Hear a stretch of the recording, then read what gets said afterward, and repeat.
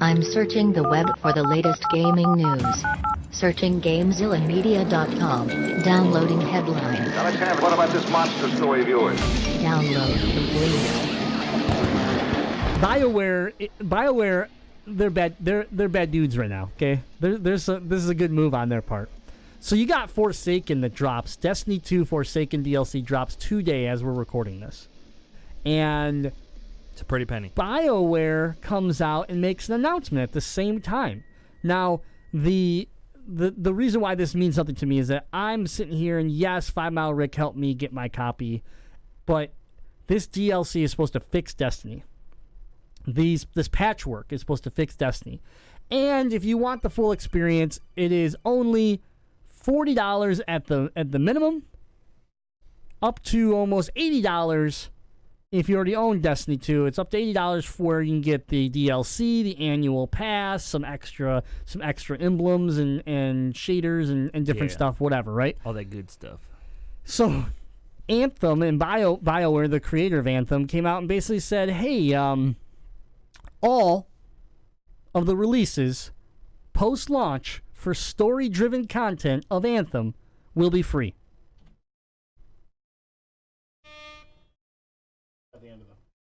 I forgot I muted myself just in case we're having technical problems. Got the end of the horn there. That was really anticlimactic. Yeah! Free stuff, free stuff, free stuff, free stuff. Not paying a dime, not paying a dime, not paying a dime. Okay, so Anthem story DLC will be free, confirmed from BioWare, and that's happened at PAX West. So, I just thought it was a huge push to really keep. I mean, we're not going to see BioWare until early next year, but still, it's a huge push to keep kind of Bungie under control. Because let's be honest. Is Destiny 2 better today than it was a week ago? Yeah, yes. I think so. Yes. But is it enough to save the player base, to bring a player base back, to bring players back? Because when Destiny 2 was at its peak, and some of these numbers come from Invalid, our good friend, Destiny had 8 to 10 million active players. I believe it. One of the last check-ins for Destiny 2 was 300,000. Wow. 300,000. Wow. Okay. So now, those some Battleborn numbers. yeah, maybe not that bad, but yeah. But what is going to happen when this $40 DLC and all this gets put into it doesn't bring the players back? Because we can talk about the Taken King saving Destiny 1. But name another game that saved itself where it cost money to save itself. Because The Division is one of the most successful examples. And No Man's Sky is another example of a game that was completely dead. And Division was dying hard. Real bad. The game was real broken. They fixed it, and it cost nothing. It's like, hey, we fixed this. Come on back. Give it a try. No worries. Their player base came back, and then they brought some DLC out that, yes, did cost money, but it was nothing surrounding the actual fix of the game. Destiny 2 did get a patch, and the game and the gun, your gun loadouts and some of the mechanics are changed for vanilla players or Forsaken players. I'm not saying it's all going to cost you money, but the fact that they're leading it right in the gate of this DLC is, from a perspective view, looks bad. It looks like I have to spend $40 to get the fix, and in reality, it's not fully the case. But again, from a sales point of view, it doesn't look good. Yeah, but Bungie did something super smart. Is they're going to get a whole bunch of new people hooked on it because they teamed up with Sony and made it free for this PS. So I have a real funny story here. But if you go to a local video game store, they'll pay you to take a copy of them, so it's actually a bad deal. No, I have a great story here. You're not going to believe this is real. I don't even know if I told you this story today.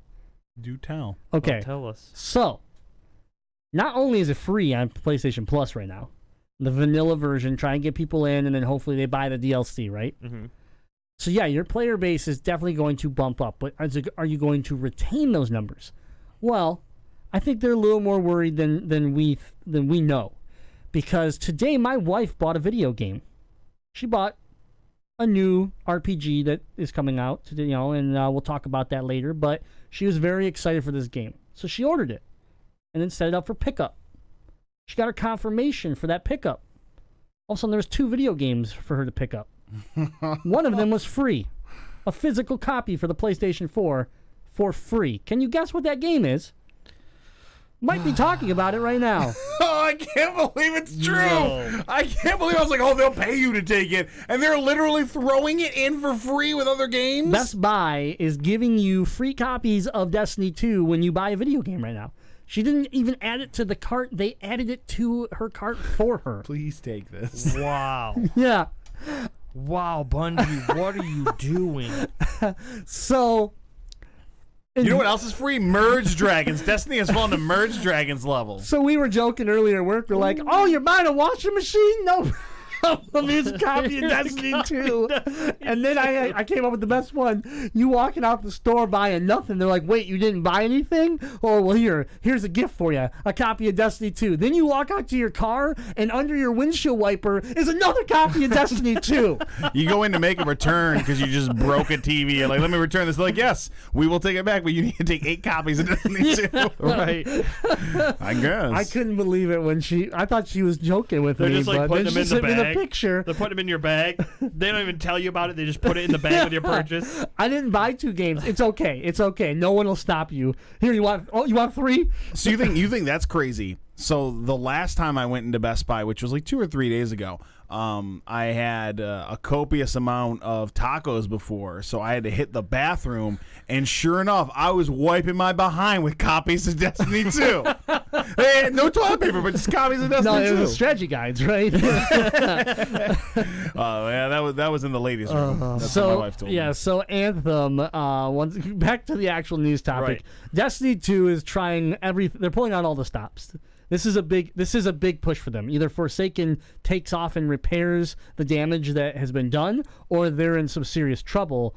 And Anthem is just making sure that no one forgets their name until their game comes out, and they're doing smart moves here where they're like, all of our story is from launch on is free. I hope that the only thing that worries me about this is they do emphasize story. Well, yeah. Like, I don't want it to be like, so with the Division and stuff like that, you got all that stuff. Like, hey, we understand that it was broken for and it was going down. Here's all this new stuff, and you could do it all, right? Including the story. Like, I just don't want to, like, be so hype on, like, yeah, I'm still going to enjoy the free story. Like, don't get me wrong. But then I don't want it to be like, man, we got this new Battle Royale version of Anthem, and it's going to cost you $60 to play. Like, don't add something somewhere else. Oh, they're going to add something claim somewhere else. Free storyline. Like, they're going to add something somewhere else, and that's fine. That's business. Again, they're looking. I mean, we're in the world of games as a service. We're in the world of spending money on games we care about well past launch. I mean, we're spending money on Destiny years after it came out. But the whole thing here is we're going to give you a story, which is what we're known for. We're BioWare. Okay, we tell epic stories. It's all going to be free. And then they've also already came out and said there is no PvP in this game at launch. right. There's PvE, there's co-op play, and that's it.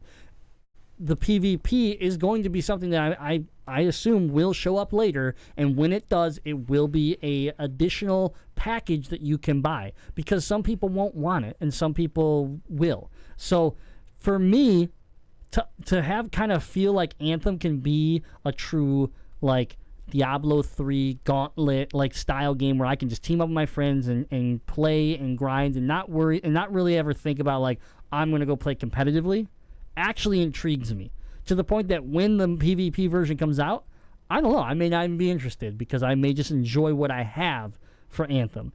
They're giving you choice. The difference with Forsaken is Gambit mode, for example, right? Your new gaming mode. Like you gotta buy it. It's all clumped together. You buy it or you don't buy it. And so I don't know what model works better, but I do like the Anthems just being straightforward and at least saying, they're not saying everything's going to be free and then, 6 months later you find out, oh, well, we didn't mean everything, because that's a very Bungie move. Well, we're never going to have microtransactions in Destiny. Oh, but, did you ever hear of Eververse? Like, it's not anything. Guys, don't get upset. I know we said this, but now we're going to sell dances and shaders and all this stuff. Like, that's what Bungie does. They say something, they backtrack. They say something, they backtrack. And I think Anthem's just saying, hey, story's going to be story, and it's going to be included. Anything else, it's up in the air right now. We'll tell you when it's ready. See, if we use Battlefront 2 as the roadmap, because they're both EA games, I mean, they gave an extra story mission. They gave extra levels. They gave extra stuff. You're still getting stuff on Battlefront, despite what you think of Battlefront 2 as Clone a game. Wars is coming out right now. They're still delivering free content, and I can tell you, that's one of the reasons I actually bought Battlefront 2 is because I knew I wasn't going to get Destinied, where I play the game for 5 months, the new DLC pack comes out, and I go, well, I don't really feel like paying to play more of this, and then the game dies. Battlefront, I've continued to play it off and on because, I'm not behind, because I'm not forced to pay into additional content. That's after the whole loot controversy. So if we use that as the base of, hey, maybe this is what Anthem could be like, I think it could be pretty cool. And I know that when Grim told me that earlier today, it made me think I'm more interested in buying Anthem because I won't feel forced or I won't feel like I'm missing out if I don't buy into things story-wise and co-op-wise. Who knows? But when I hear free story DLC, to me, that adds value in my eyes as a consumer. Yeah. It's smart, too, since the story is going to be something new that we haven't seen before, and we're going to enjoy it at least for the beginning, because when Destiny came out, the story was great. And then, the first... And then Destiny 2? No, Destiny, the original. The very story first was hot garbage. That was toilet meat. The original... It was new, so it was unique, and you were excited about it. Then they were like, oh, okay, well, now everything's infected. I wasn't excited. I wasn't excited about it once I got to the end of it. I was excited before I got the game. Because you're right, because it was new IP. Right. But once I played that, I instantly knew it was hot garbage because, we were done with it in 18 hours. And it was like, we had done everything. And we're like, wait, so what's the bad guy? It was just a black blob that you never see ever again and never hear about the darkness ever again. And that's why I'm not excited about the Forsaken bad guys, because we all know they're SIVA-infected, reanimated, taking. But hold on, guys. they brought in new writers. They brought in all these people to tell a story. They still can't tell a story. If you bought vanilla Destiny 2, the whole story is just a ripoff of Ninja Turtles 2. Play the game, watch Turtles 2, and tell me that's not what it is. Like, oh, yeah, we got kicked out of our home. We had to go live on a farm. That happens in Ninja Turtles and Ninja Turtles 2. Oh, we have to get the gang back together because Shredder kidnapped us and because that fat guy kidnapped. No. Destiny's storyline could have been written by a 12-year-old that watched a couple Ninja Turtles movies, and it's trash, and that's one of the reasons I didn't buy a single cent of DLC, and I'm not going to. Yeah. Because they promised a great story, and they screwed us. Yeah, and Screw you, Bungie. And this new story is it's a shock. It's shock and awe. It's just we're gonna kill off a character that you all care about to be like, so that everybody's like, wait, what? You can't kill him off. Yeah, why? Kill Donatello. Right. Just like the comic books did. Kill Donatello. Kill Cade 6. They didn't technically kill him, actually. He ended up surviving. Well, then Cade 6 now might he has not a metal be dead. shell. Guess what? Cade 6 isn't dead. Mark my words. Man, I don't but know. he was metal to begin with, so he's got Bungie definitely wanted to come out and say that he's dead. They wanted to make sure they're like, not only are we going to tell you that he's dying, but we're going to tell you that he's actually dead. So now watch. Let's just see what happens. I don't know. I haven't had any spoilers yet. I don't know. But all I know is he's gonna live in a ghost or something. Oh yeah. Yeah. Or he'll be Cade 7. Yeah, Cade, there'll be some sort of replacement that will be a cheap cop. They'll just hook up wires, kind of like Avatar. They transfer bodies or whatever. Like they just hook up some wires, transfer his digital mind over, and boom, there you go. He's good to go. Cade 6 is dead. Big wink. Yeah. If they could do it in Chappie, they could do it in Destiny. Chappie's great though. Chappie's a better video game, and there isn't a video game of it. Listen, I don't even think the Destiny writers could write an episode of Dora the Explorer.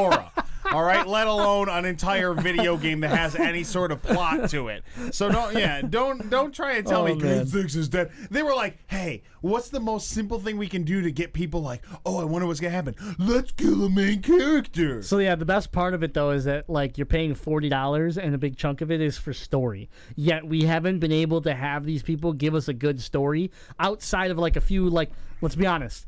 If I like get lucky every once in a while, I'll do something good, right? We'll have a good episode every once in a while. Out of 223 episodes, we got like 5 good episodes in there. Yeah, between 5 and a dozen. So as Bungie, yeah, you got lucky with the Taken King. It was pretty solid. But then after that, it was just like dump after dump. And then this Destiny 2 has been a mess. So as far as I'm concerned... Remember how much Rise of Iron sucked? That's what I mean. It wasn't any good. Curse of Osiris was a huge letdown. Warmind, which brought us back to Destiny 2, was a big letdown. And so... It was all new content that they renamed. So it's going to be Ridora the Explorer. Yes. She's from Mars, not Spanish.